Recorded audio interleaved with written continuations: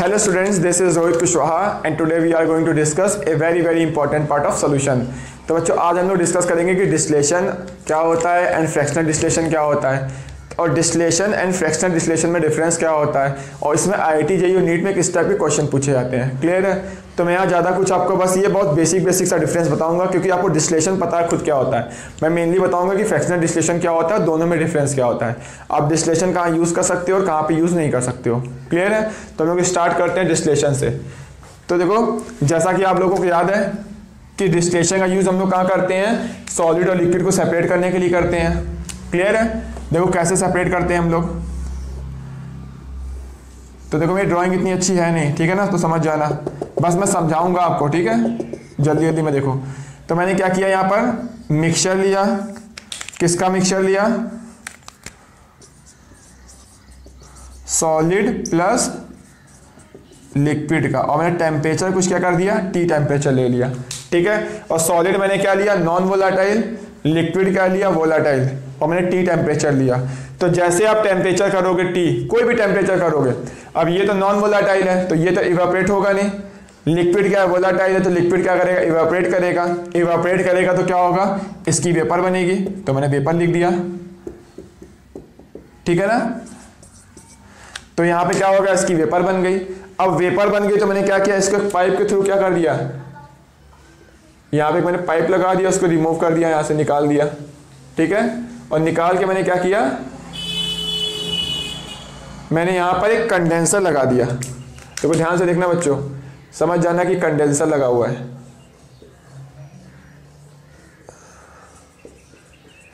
तो कंडेंसर मतलब क्या होगा, ये कंडेंस करता है, किसको कंडेंस करता है, वेपर को लिक्विड में कन्वर्ट करेगा। तो देखो यहाँ पर क्या होगा, सॉलिड वोलाटाइल, ये सॉलिड है, ये वोलाटाइल नहीं है, लिक्विड वोलाटाइल है, तो जहाँ वेपर बनेगी सिर्फ लिक्विड की बनेगी, सॉलिड की नहीं बनेगी। तो जैसे वेपर को तुम पाइप के थ्रू यहाँ पास करोगे, कंडेंसर क्या करेगा, लिक्विड को कंडेंस कर देगा, कंडेंस करके क्या करेगा, लिक्विड बना देगा, यानी वेपर को उसने लिक्विड में कन्वर्ट कर दिया और लिक्विड यहाँ पे कलेक्ट हो जाएगा।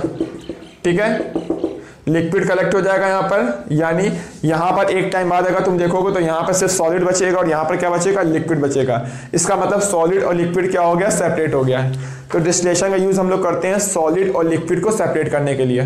क्लियर है? तो देख लो यहाँ पर, तो नोट कर लो बच्चों। तो अभी हम लोग आगे डिस्कस भी करेंगे कि फ्रैक्शनल डिस्टिलेशन क्या होता है और डिस्टिलेशन और फ्रैक्शनल डिस्टिलेशन में डिफरेंस क्या क्या है, वो ज़्यादा इंपॉर्टेंट है, और इसमें क्वेश्चंस कैसे आते हैं वो भी इंपॉर्टेंट है। देखो समझो इस बात को।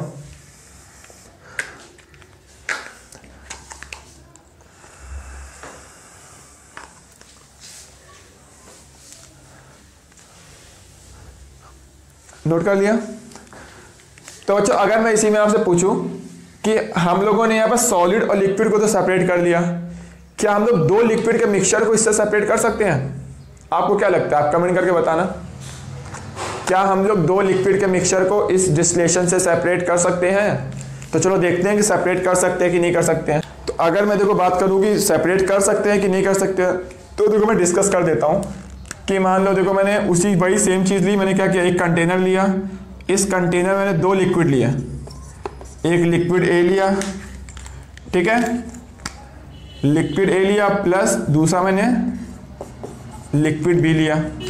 तो ये मान लो लिक्विड B है और ये लिक्विड A है। ठीक है, और मैंने यहाँ पर कुछ भी T टेम्परेचर ले लिया। अब कोई भी टेम्परेचर ले सकते हो। अगर मैं यहाँ बात करूँ अगर लिक्विड दोनों अलग अलग है, डिफरेंट है, तो यहाँ पर क्या होगा, दोनों का बॉइलिंग पॉइंट भी डिफरेंट होगा। तो मैं यहाँ लिख देता हूँ कि बॉइलिंग पॉइंट जो होगा, मैंने मान लिया कि लिक्विड A का बॉइलिंग पॉइंट ज़्यादा है, किससे, लिक्विड B से।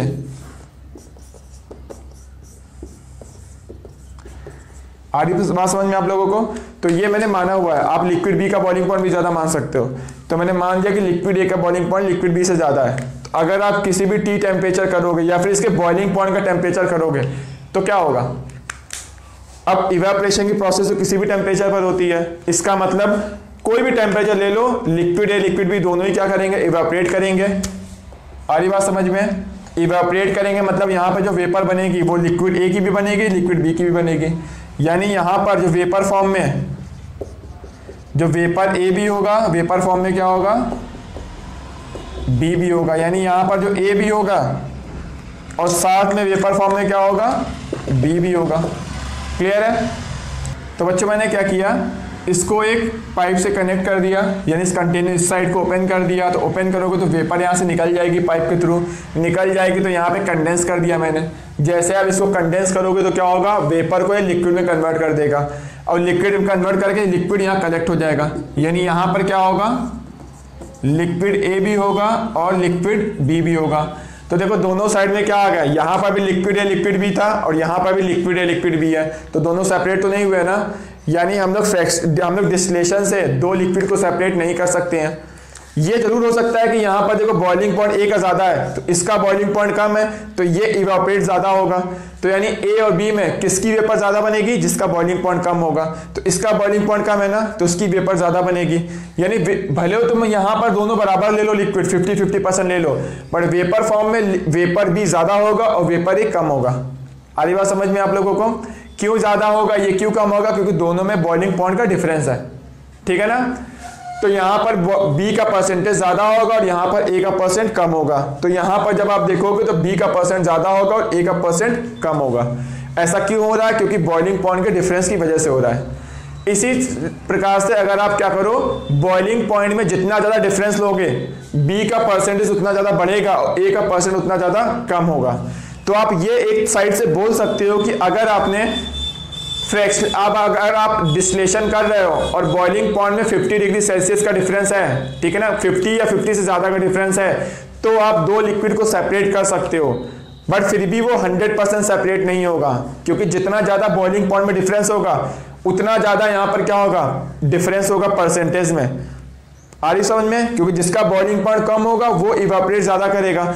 अब मैंने मान लो बॉइलिंग पॉइंट में बहुत ज़्यादा डिफरेंस ले लिया, 50 डिग्री सेल्सियस से भी ज़्यादा ले लिया। आ रही बात समझ में? तो वेपर बी की वेपर ज़्यादा होगी, ए की वेपर बहुत ही कम होगी, माइन्यूट होगी। तो यहाँ पे जब आप कंडेंस करोगे तो यहाँ पर ए भी तो दोनों होगा, बट ए बहुत कम होगा और बी क्या होगा, बहुत ज़्यादा होगा। तो कम इतना कम होगा, मान लो अगर बहुत ही कम है, 1% के आसपास है या 5.5% है, तो आप इसको नेग्लेक्ट कर सकते हो, फिर भी 100% सेपरेट नहीं होगा। आ रही बात समझ में? तो डिस्टिलेशन से हम लोग मेनली किसको सेपरेट करते हैं, सॉलिड और लिक्विड को। अगर दो लिक्विड को सेपरेट करना हो तो डिस्टिलेशन से सेपरेट तब कर सकते हो जब उसके बॉइलिंग पॉइंट में डिफरेंस अप्रॉक्सीमेट 50 डिग्री या उससे ज़्यादा हो। क्लियर है? तो आप इसको नोट करो, ठीक है? इसके बाद मैं आगे डिस्कस करता हूँ। तो बच्चों देखो, अब हम लोग डिस्कस करते हैं कि इसमें किस टाइप के क्वेश्चंस आपसे पूछे जाएंगे और आपको सॉल्व कैसे करना है उसको। तो देखो हम लोगों ने यहाँ पे क्या किया, यहाँ पर आपको दो लिक्विड का मिक्सचर दिया जाएगा।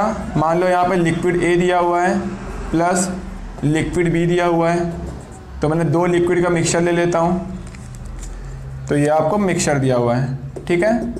मान लो इसका टेम्परेचर कितना दिया हुआ है, टी टेम्परेचर दिया हुआ है। क्या बात आ रही है आप लोगों को समझ में? तो जैसे आप टी टेम्परेचर करोगे, देखो दोनों यहाँ पे लिक्विड है, तो इवेपोरेशन की प्रोसेस किसी भी टेम्परेचर पर होती है। इसका मतलब ये भी इवेपोरेट करेगा और ये भी इवेपोरेट करेगा। यानी यहाँ पर जो वेपर बनेगी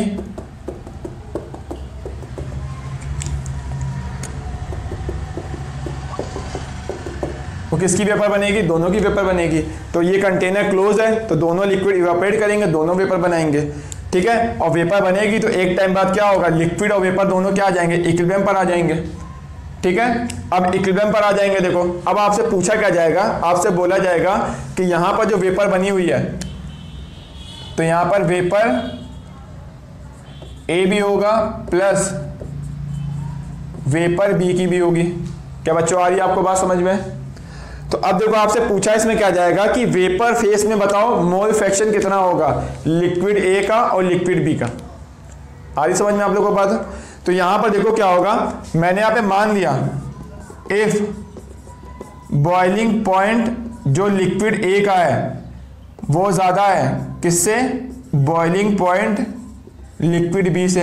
अगर दोनों लिक्विड अलग अलग है तो दोनों का बॉइलिंग पॉइंट भी डिफरेंट होगा। मैंने ए का बॉइलिंग पॉइंट मान दिया ज्यादा है, आप बी भी मान सकते हो, क्लियर है। और जिसका बॉइलिंग पॉइंट ज्यादा होता है उसका वेपर प्रेशर क्या हो जाएगा, कम हो जाएगा।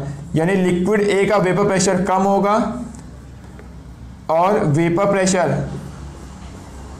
लिक्विड बी का क्या होगा, ज्यादा होगा, क्योंकि जिसका बॉइलिंग पॉइंट कम होगा वो इवेपोरेट ज्यादा करेगा, और जो इवेपोरेट ज्यादा करेगा उसका वेपर भी क्या होगा, ज्यादा बनेगा। यानी दोनों होंगे वेपर फॉर्म में, बट दोनों क्या होंगे तुम्हारे, यहां पर भले तुम बराबर लो बट यहां पे बराबर नहीं होंगे। यहां पर क्या होगा, बी की वेपर ज्यादा होगी और ए की वेपर कम होगी। क्लियर है? तो चलो बच्चों देखो, मैं यहां पर आपसे क्या क्या दिया जाएगा। अब यहां पर लिक्विड ए और लिक्विड बी का अमाउंट आपको दिया होगा क्वेश्चन में कि इतने ग्राम लिक्विड ए और इतने ग्राम लिक्विड बी को मिक्स किया जा रहा है। तो बताओ वेपर फेज में लिक्विड ए और लिक्विड बी के मोल फ्रैक्शन कितना होगा, आपसे ऐसा पूछा जाएगा, और दोनों का टी टेम्परेचर पर वेपर प्रेशर क्वेश्चन में दिया होगा। तो बच्चों ये देखो यहाँ पर कैसे सॉल्व करोगे इस टाइप के क्वेश्चंस को। तो यहाँ पर आपको दिया जाएगा कि मान लो इसका मोल फ्रैक्शन एक्स से दिया हुआ है और इसका मोल फ्रैक्शन एक्स भी दिया हुआ है। क्लियर है? अब यहाँ पर मैं लिख लेता हूँ एक्स से एक्स भी क्या है, एक्स से मीन्स होगा mole fraction of liquid A in liquid state. तो लिक्विड स्टेट में मोल फ्रैक्शन को क्या बोलेंगे, एक्स से बोल रहे हैं, और यहां पर एक्स भी मतलब होगा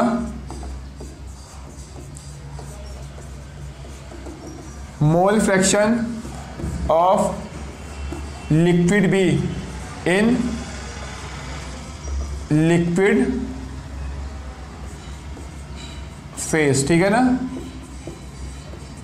तो लिक्विड फेस में एक्स से मतलब लिक्विड ए का मोल फ्रैक्शन है और एक्स भी लिक्विड बी का मोल फ्रैक्शन है। क्लियर है? अब ये दोनों, अब देखो, और मुझे ये भी पता है कि टोटल मोल फ्रैक्शन की वैल्यू कितनी होती है, 1 होती है। क्लियर है?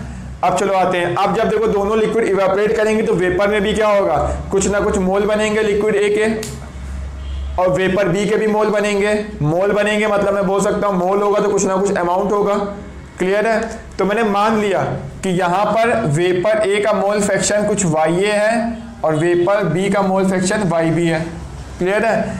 एक्स ए वाई ए दोनों सेम नहीं होंगे। तो देखो वाई ए मतलब यहां पर क्या है, देखो तो वाई ए मतलब होगा मोल फ्रैक्शन ऑफ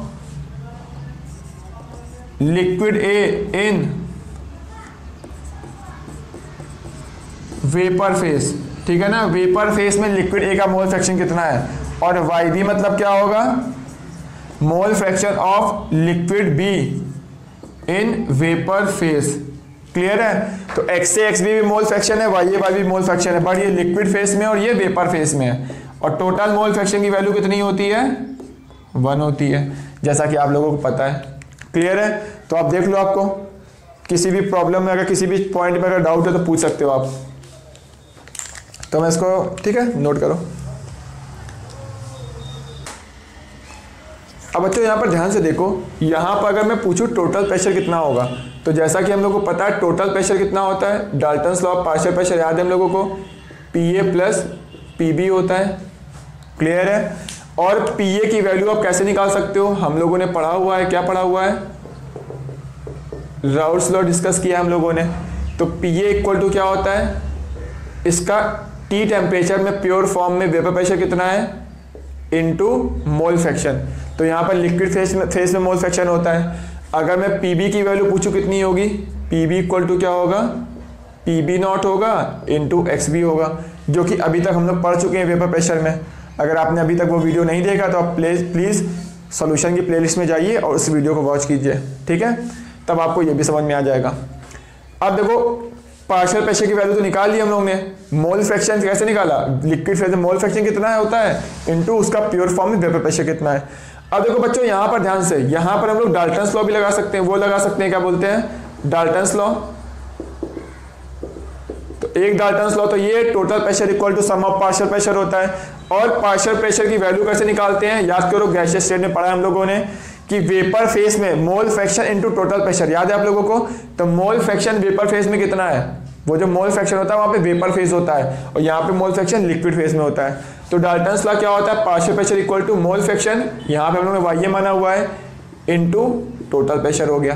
क्लियर है? यहाँ पर क्या हो गया, Y B into total pressure हो गया।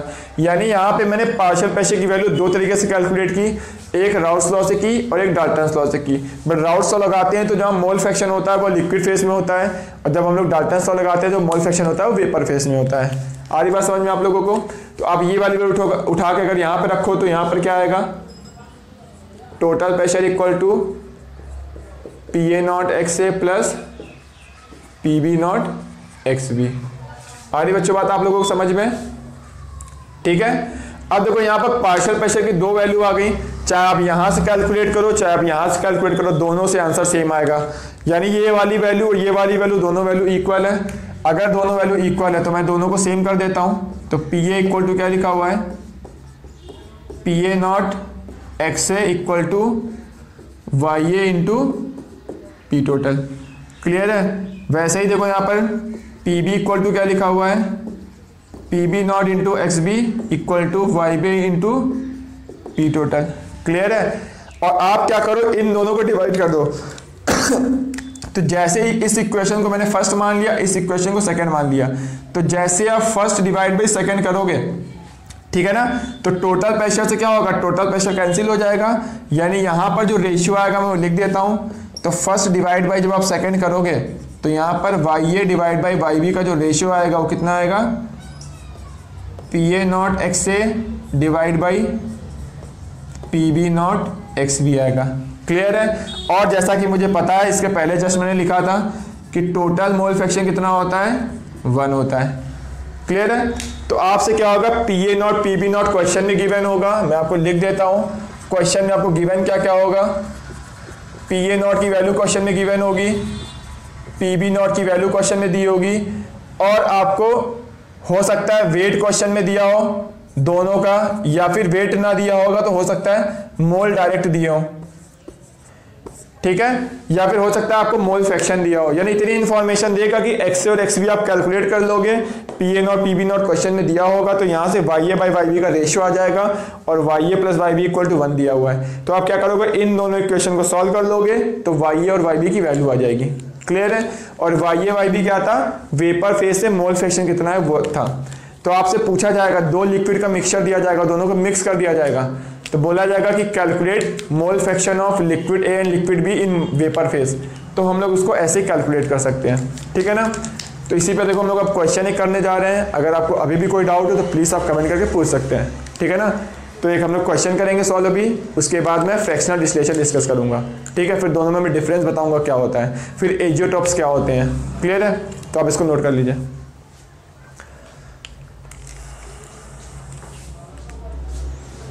तो बच्चों जितनी भी अभी तक हम लोगों ने थ्योरी पढ़ी हुई है उसके ऊपर देखो एक अच्छा सा क्वेश्चन सॉल्व करते हैं। तो आपको देखो क्या क्या इन्फॉर्मेशन गिवन होगी। आपको बोलेगा एक कंटेनर में, यही आपको थ्योरी फॉर्म में लिखा होगा, मैं जस्ट समझा देता हूँ। तो लिखा होगा कि 2 मोल लिक्विड ए और 2 मोल, मान लो 3 मोल दे दिया इसको, 3 मोल लिक्विड बी को मिक्स किया जा रहा है कंटेनर में।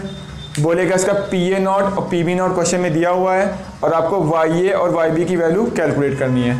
आधी बात समझ में आप लोगों को? तो चलो देखो हम लोग ऐसे टाइप के क्वेश्चन कैसे सॉल्व करते हैं। तो दोनों को कंटेनर में जब डाला जाएगा तो यानी यहाँ पर देखो क्या होगा, दोनों लिक्विड है तो दोनों इस कंटेनर में आ जाएंगे।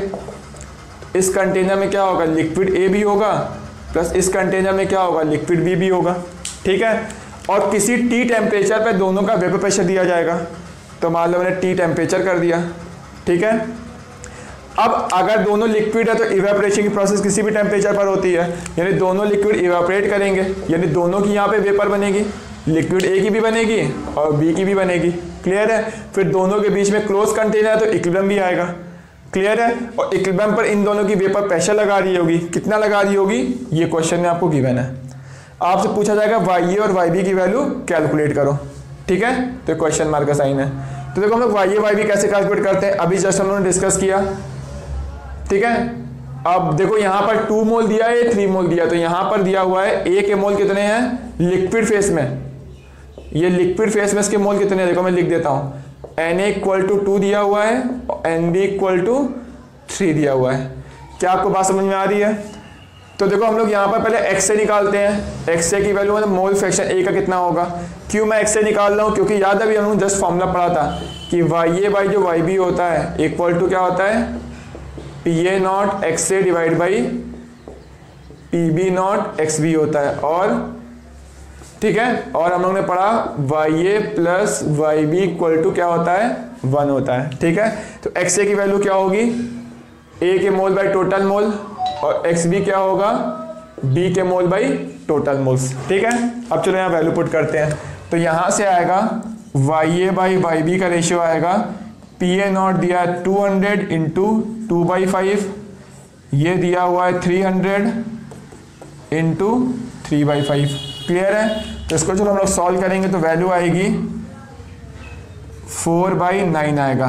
तो YA बाई YB का रेशियो यहाँ से आ गया, YA बाई YB का रेशियो आ गया 4/9, ठीक है। तो एक इक्वेशन ये आ चुकी है आपकी, और YA plus YB equal to 1 होता है, और ये आपकी सेकेंड इक्वेशन है। तो अब दो इक्वेशन को सॉल्व कर लो, YA YB की वैल्यू आ जाएगी, और YA YB ही पूछा गया था, यानी वेपर फेस में मोल फ्रैक्शन कितना होगा A और B का, क्योंकि A B दोनों ही वेपर फेस में होंगे। क्यों? क्योंकि दोनों वोलेटाइल है, क्लियर है। तो मैं आपको देखो एक तरीका और बताता हूँ शॉर्टकट सॉल्व करने का, दो इक्वेशन आपको सॉल्व नहीं करनी पड़ेगी। एक तरीका तो ये है, यहाँ से YA की वैल्यू निकालो YB के टर्म में, यहाँ उठा के रख दो, तो यहाँ से YA की वैल्यू आ जाएगी, वो उठा के यहाँ रखोगे YB आ जाएगा, क्लियर है।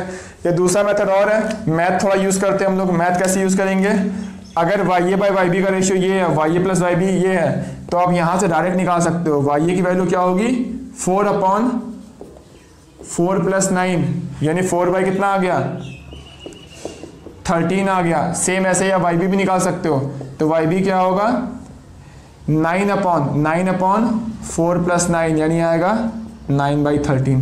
तो YA आ चुका है आप लोग का 4/13, और YB आ चुका है 9/13। आ रही बात समझ में आप लोगों को। तो चलो हम लोग इसके ऊपर अब ग्राफ डिस्कस करते हैं कि इसका ग्राफ कैसे कैसे बनता है, वो बहुत ही ज़्यादा इंपॉर्टेंट है। तो बच्चों इसको नोट कर लो आप।